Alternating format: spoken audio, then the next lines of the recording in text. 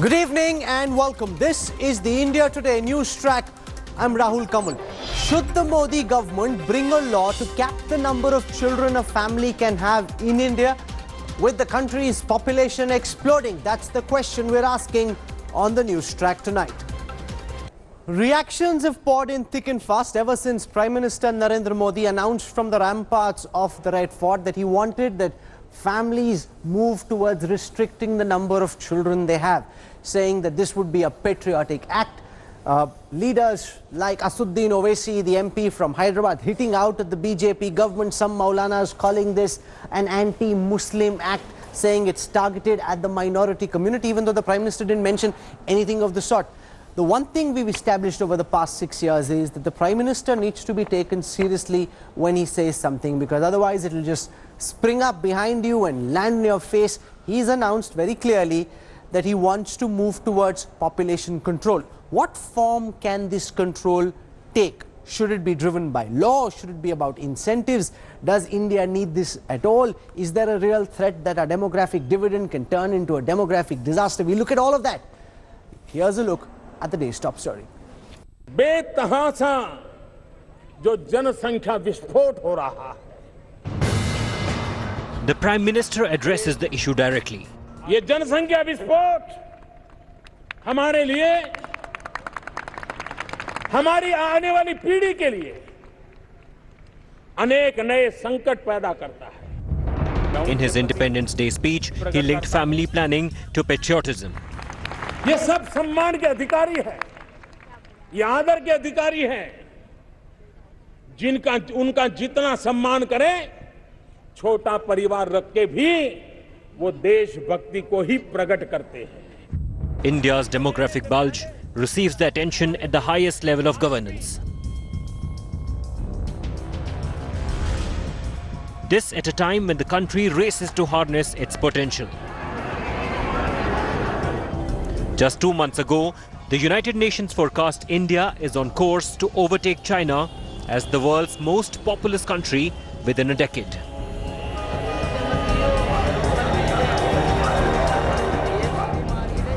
And through the end of the century, we'll have 1.5 billion inhabitants.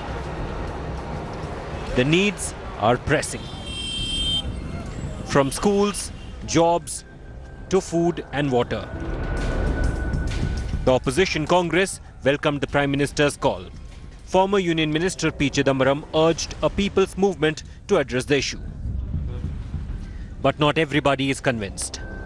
AIMIM Chief Assaduddin Owaisi termed the PM's pitch a discarded and an intrusive idea. For some, the family planning call revived memories of Sanjay Gandhi's alleged campaign to sterilize poor men, especially Muslim, forcibly during emergency. Some members of the Muslim community are therefore wary. जो हम प्रधानमंत्री जी जो कानून बनाना चाह रहे हैं जनसंख्या के बारे में, तो प्रधानमंत्री जी को तमाम ही धर्मों की जो भावनाओं को समझते हुए तमाम ही के लिए यकसा कानून बनाना चाहिए. वो चाहे किसी भी जात धर्म से ताल्लुक़ रखता है, कानून होना चाहिए, सबके लिए बराबर कानून होना चाहिए. बराबर कानून होगा, हम उनका जो स्वागत करते हैं इस बात का. But the fears of a tough control policy could just be unfounded. India is now signatory to the International Conference on Population and Development. The declaration honors the reproductive rights of the couples, the number and spacing of children. For years, India has reaped the positive benefits of having a good demographic dividend. But now India's population explosion is going to cause a problem, dragging its economic growth. And it's the people's cooperation, finally, that will let India sustain it for years to come.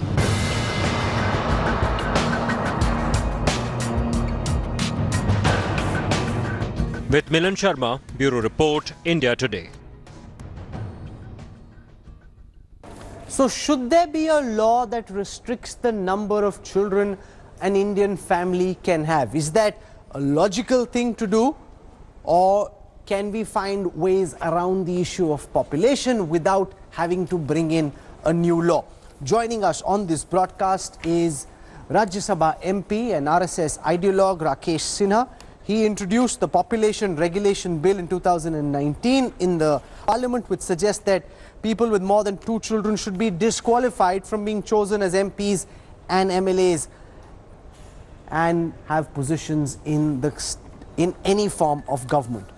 With us also on this broadcast is Dr. Amitabh Kundu. He's a distinguished fellow, Research and Information System for Developing Countries. Welcome, sir. Manu Gaur is the president of the Taxpayers Association of Bharat. He's brought a book along on overpopulation, the burden on taxpayers, and is very passionate about why there should be very strict norms on the number of children families can have. I want to go across to Rakesh Sinha first.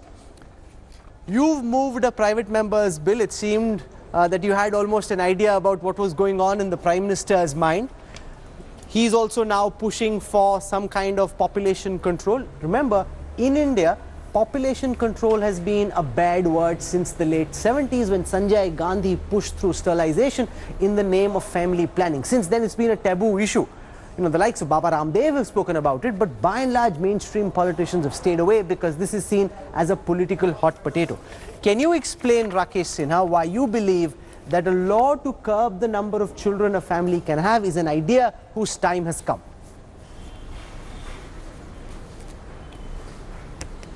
We know we have crossed the optimum level of the population, and that now we are at the stage of explosive stage. And by 2024 we will cross China, and by 2050 we will have the we will be the most populous nation in the world, having the population of more than 163 crore people. And this is a conservative estimate, but if the fertility rate remains 2.3, then we would be 180 crore people. There is a logic that the growing population is not the burden, it should be matched with the development, but you know, there is a limits of development, there is a limits of the resources. Therefore, I believe that there should be some kind of regulation which should control moreover I would use the term stabilize the population of the country. And for that reason, we require a law. Without law, you cannot stabilize the population. There are two basic criteria for that. One is that population should be regulated all through the country. It should be religion and caste and region blind. Therefore, no question of narrow debate which has been going on for some years that it is against one religion or another religion. A second important thing is that when you are making a law, you should encourage those people who are obeying the state, and you are discouraging those people who are not obeying the state. So there's something punitive action, and that punitive action that you are debarring such people from contesting the election. But I have one more idea in my mind, that after becoming the law, it should not be applicable to 18 months. So you are giving 18 months chance to the people there so that they could adjust with the democratic campaign, and the students of the schools, colleges, the government employees should be involved in a democratic Use the word campaign. sterilization, that is the idea, because which just brings up nightmares in terms of imagination in the Indian context. Sterilization is what we saw Sanjay Gandhi do during the emergency. And now we've got you as a prominent RSS ideologue and one of the thinkers of the BJP RSS, again bringing up notions of sterilization. That's that for many would be a taboo. You know that this discourse, I was coming to that point, you have rightly raised this issue. We have two deficits in democratic discourse. One deficit is that nightmare of 1975 to 1977 when Sanjay Gandhi Brigade, which almost hegemonized the government and used the government power, state power. And that was state power, the coercion of the people. That was not the sterilization, that was the coercion of the blind coercion of the people. And in no democratic country can tolerate such kind of coercion. Second deficit is a communal debate. So that communal debate again creates a trouble for the stabilization program of the government. Therefore, we should be free from both the kind of deficits. And that's why I have suggested that when we are making a law, it should be a democratically arrived conclusion of the state. And that in democratic discourse, all the sections of the people should be involved. That's why Prime Minister Modi ji has appealed to the people. And he has rightly connected with the patriotism.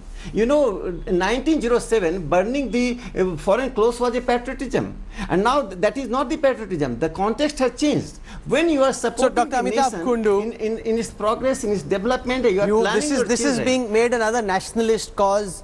you support the nation if you have a small family, being linked to patriotism. He used the word sterilization, but he says, unlike what Sanjay Gandhi did, Narendra Modi won't force you to have a small family. What do you make of what the Prime Minister said? Rahul, I've been thinking that for quite some time in India, policy making and also law making to a certain extent have become data neutral. But that would happen on a very, very important demographic issue. That too with a bill presented by Dr. Rakesh Sinha, who is a very good researcher and a very well-informed person, is something as a matter of surprise. Because if you look at the data now, the NFHS4 does show there is a dramatic decline in the total fertility rate. Barring 4 or 5 states. 7 states. Barring 4 or 5 states, I'm saying that in other states they have either already achieved stabilization of population or within 2-3 years this would happen. Now, given that, suddenly bringing in this kind of a legal measure gives an alarmistic picture. The other thing I wanted to mention, Dr. Sinha rightly pointed out that India will overtake China. That's not because our fertility rate is not going down. Chinese population now is on the verge of decline. In fact, there's a study by Yi who showed that they are in a demographic disaster because their dependency rate is going up significantly. Okay, Rakesh Sinha, if you look at the national total fertility rate, except for 7 states, yes. Uttar Pradesh, Bihar, Madhya Pradesh, Rajasthan, Assam, Chhattisgarh and Jharkhand, which account for about 45% of our population, there the TFR, the fertility rate, is more than the national average. In other states, we've been able to stabilize the rate of growth of the population. Therefore, Dr. Kundu argues that this prognosis is alarmist and unwarranted.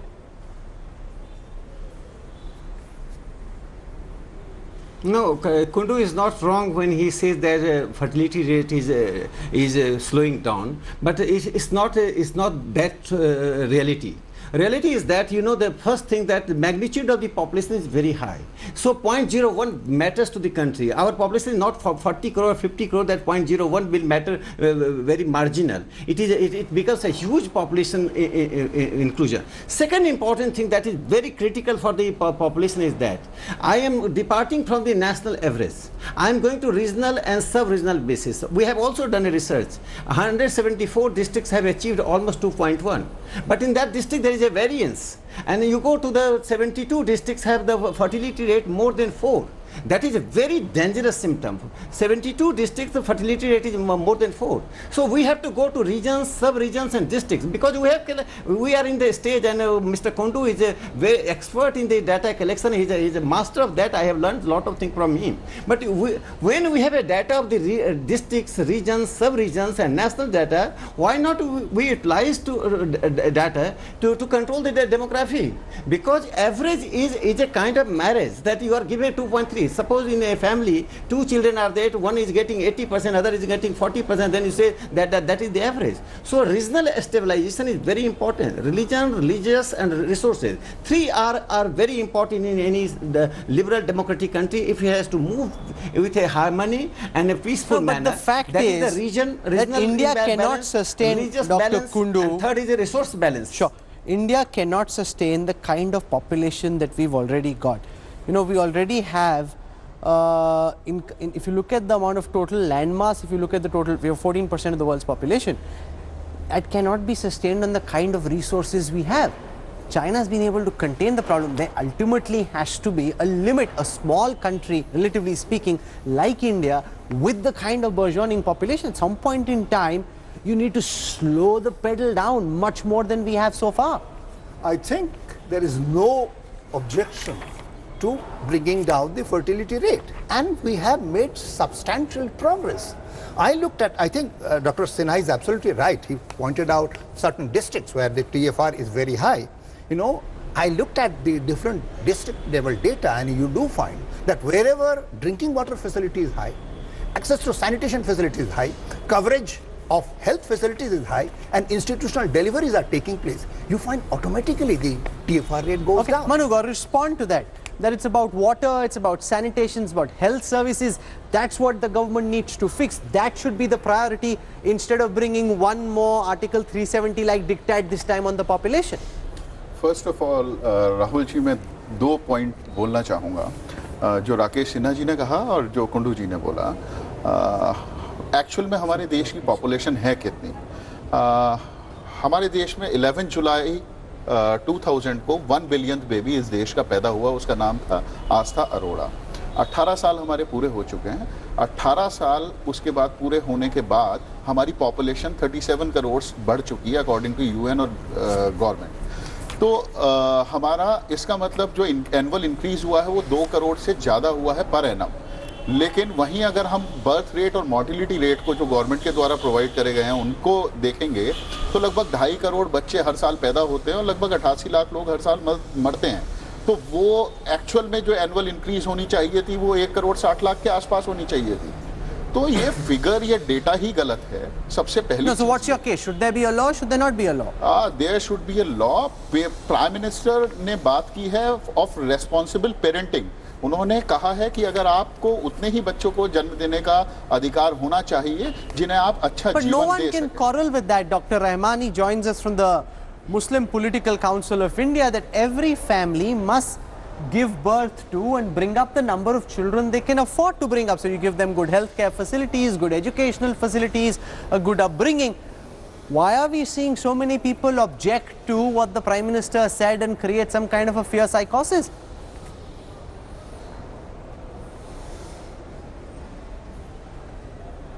No, I think there is no harm if we this population problem, we can build up a national population policy and we can focus a family the word has been used, the parenting.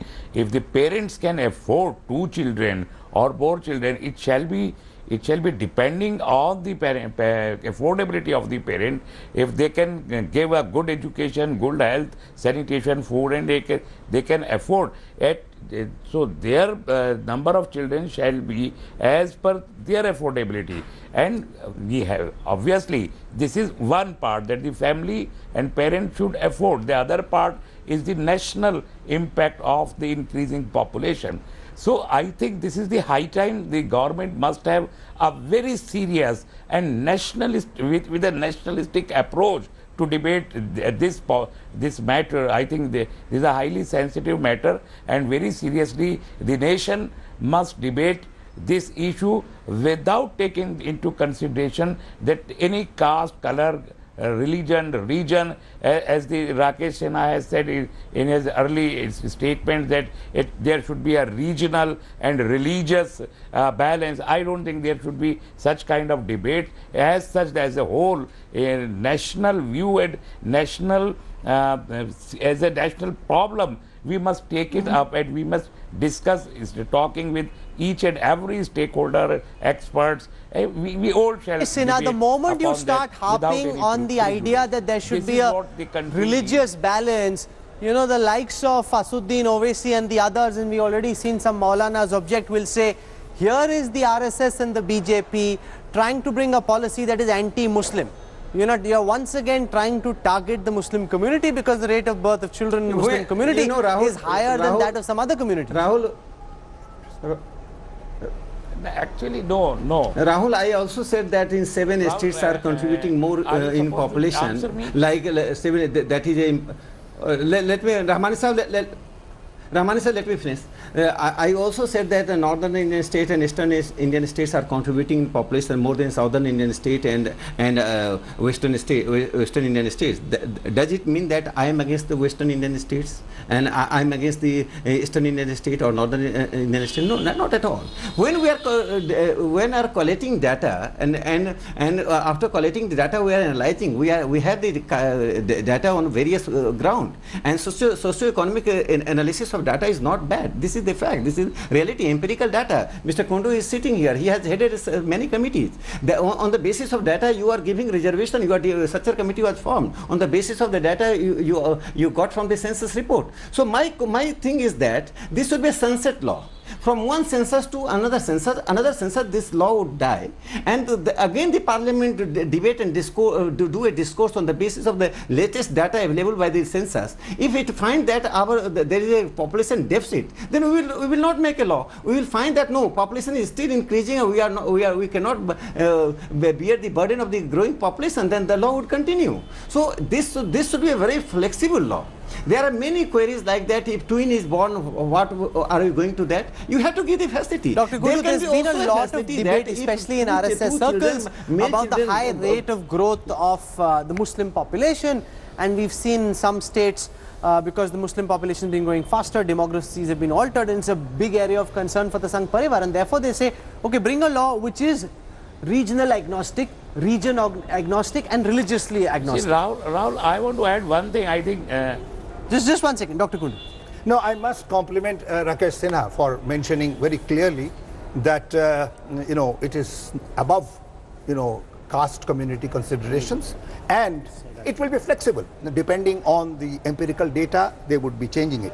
I would like to tell you, I think he has done a good research. I found at least 50 to 55 districts reporting very high total fertility rate. And the total fertility, and these districts have much higher concentration of Muslim population, not 14%, it's between 40 to 45%. There's nothing wrong in focusing on this district. But I would like to tell you that Muslim fertility rate by NFHS 4 is the highest. It's above scheduled caste and scheduled tribe fertility rate, above the Hindu fertility rate.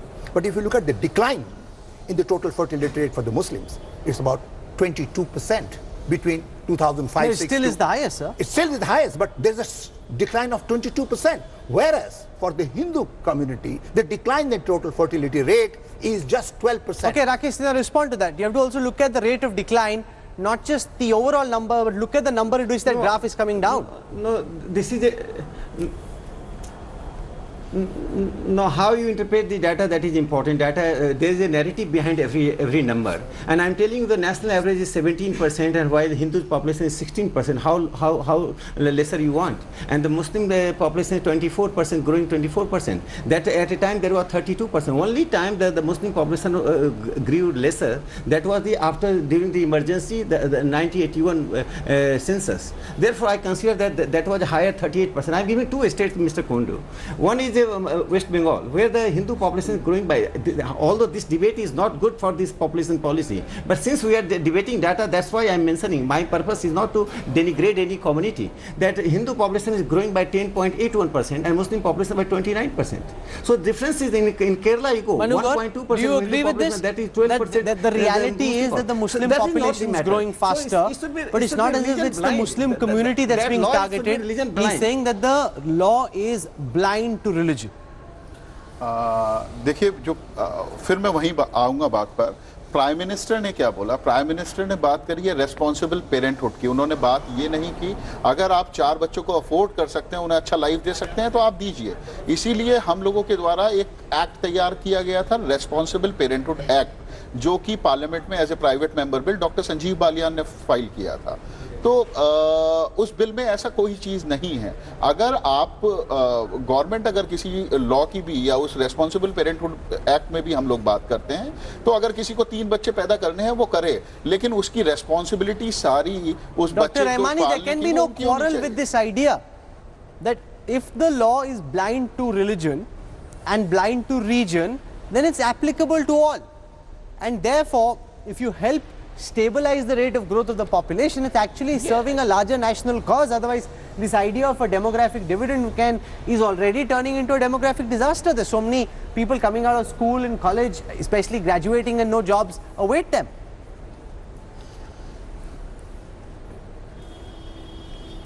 Yes, Rahul, I think whatever Rakesh Sinha has presented in the Rajya Sabha as a private member bill, it indicates that his intentions are different.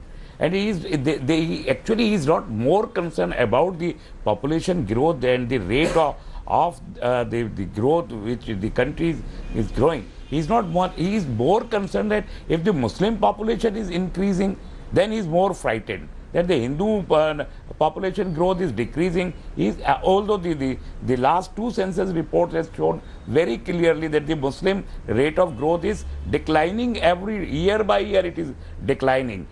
Still he is there, and they are frightening the Hindu community that by the year 2050 the Muslim community population will go more than the Hindu population, etc., etc. These are hallucination, and just what romanticism they find, I don't know.